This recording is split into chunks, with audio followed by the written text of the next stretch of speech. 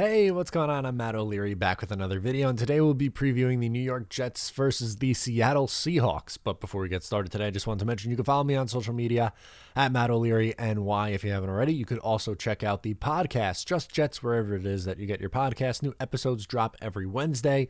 You can call in, leave me your question. I'll try to get to it on the show. Also, let's talk about Thrive Fantasy. Come hashtag prop up on Thrive Fantasy this season. Thrive Fantasy is a daily fantasy sports app for player props. They have eliminated the need to do countless hours of research because they only ask you about the top tier athletes in a respective sport. Choose 10 out of the 20 player prop options to build your lineup. Use promo code JETS20 when you sign up today, and you will receive an instant match bonus up to $50 on your first deposit of $20 or more. Download Thrive Fantasy on the App Store or Play Store, or by visiting their website, thrivefantasy.com.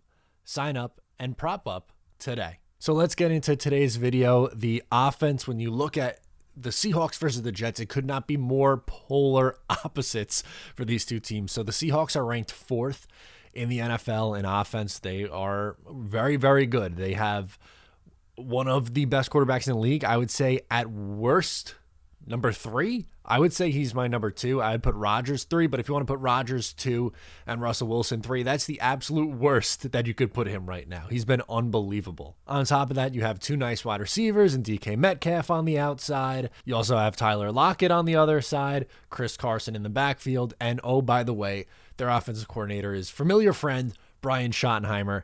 Yes, that's weird.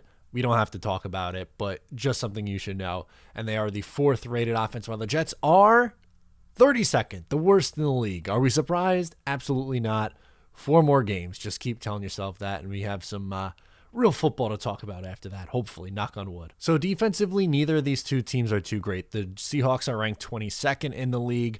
The Jets ranked 30th. But what I wanted to get to and why I think it's going to be a blowout win for the Seahawks, Russell Wilson versus this Jets secondary is extremely enticing. If you're A, looking for the tank, or B, just looking for a game to bet, I look at the Seahawks game and say, oh my God, how much points is Russell Wilson going to put up this week? He has 32 passing touchdowns. He's averaging 289 yards a game. He's passing for nearly 300 yards a game. He's been unbelievable. He's an MVP candidate, for Christ's sake, and he's going to torch this Jets secondary, which is depleted.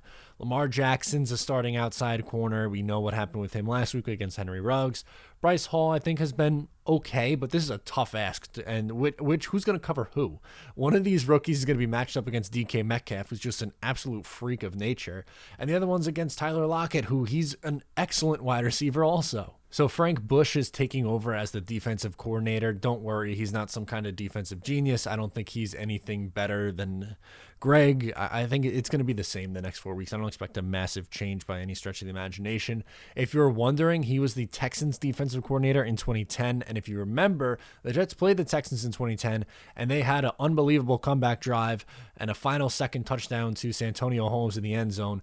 He's the defensive coordinator of that defense of that team. So just maybe it is a good thing for the tank with Frank Bush. Where the Jets defense might have a little bit of a chance is, one, in the run game. We know they've been good, but the defensive line, I think, will have an okay day and get to Russell Wilson a little bit. So the Seahawks have allowed 40 sacks on the year.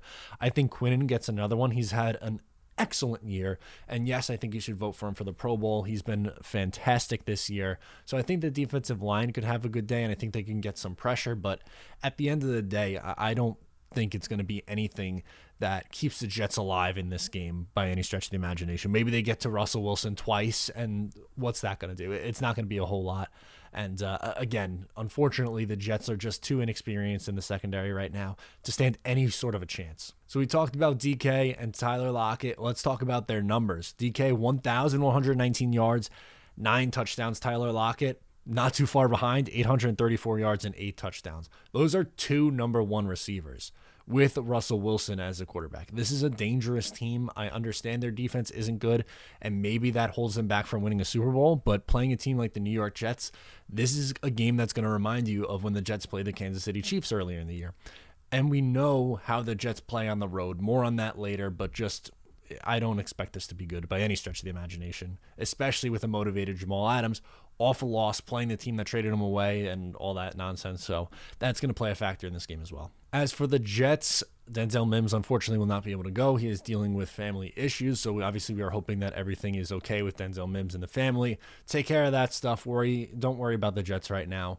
It's a disaster. Take care of your family, and we'll make sure that everything's good there. So thoughts go out to Denzel Mims in that category. Gase said this week that he expects all 3 running backs to be healthy, which I think means that Frank Gore is going to play and get a majority of the touches. Yes, Ty Johnson and Josh Adams were intriguing to watch this past week. No, I don't think they're a long-term answer, but I would absolutely like to see them more so over Frank Gore. Unfortunately, I don't think that's the case.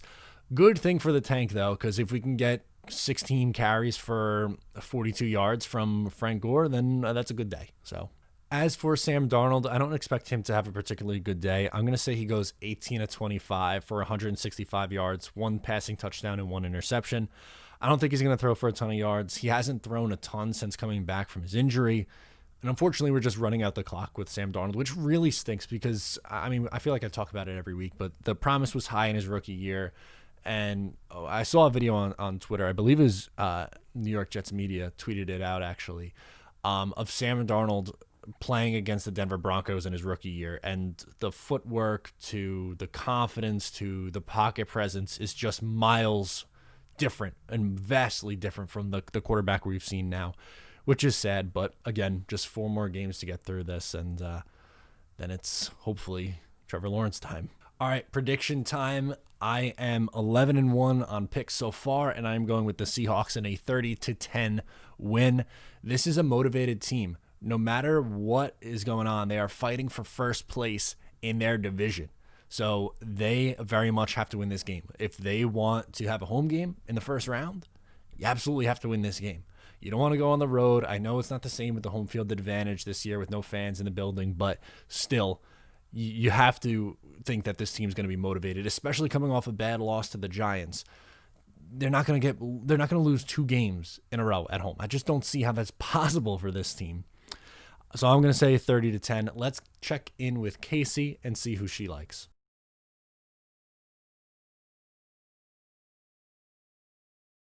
Casey is also on the Seahawks, and she is 7-5 with her record. I'm taking the Seahawks minus 13.5 as well. If you would like to bet the game and play it against the spread, I don't think this game is close. I think that without a doubt, the Seahawks are winning this by 17, 20, 24, something like that. I don't see how the Jets offense can keep pace. I really don't. So unfortunately, I think it's a ugly day for the New York Jets. I don't think it'll be a watchable product, but again, clock is running out on this season, so we're all in this together. Thank you so much for tuning in. Let me know what you think about the game in the comments below or on social media at Matt O'Leary NY. Once again, if you're new here, please make sure to subscribe, and I'll talk to you next time.